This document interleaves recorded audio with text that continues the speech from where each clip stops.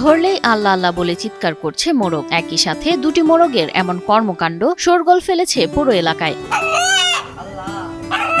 মোরগের কণ্ঠে আল্লাহ আল্লাহ ডাকে চাঞ্চল্য।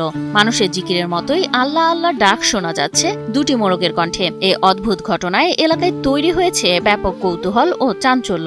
এরকম আর আগে পরে কোথাও দেখি নাই, তো ফার্স্ট জীবনের প্রথম এইটাই দেখলাম।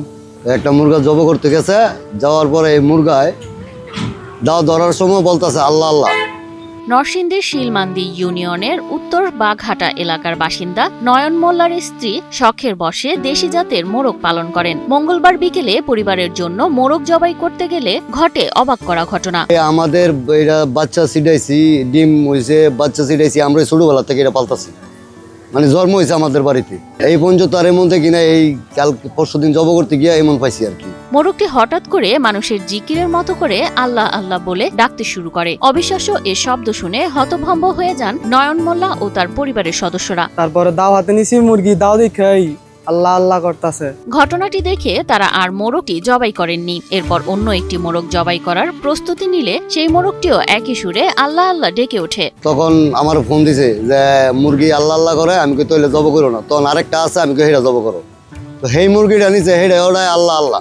পরিবারের সদস্যদের দাবি, এরপর থেকে রাত হলেই মোরগ দুটি উচ্চ স্বরে একই সুরে আল্লাহ আল্লাহ ডাকতে থাকে। আরএফএল SWR পাইপি মাপে যা বলে তাই দেয়। RFL SWR pipe and fittings. এই ডাকটা এই সন্ধ্যার সময় মনে করেন মাগরিমের আগের থেকে শুরু করে। মাগরিম না, দিনের বেলা ডাকে, এটা দোল্লই ডাকে।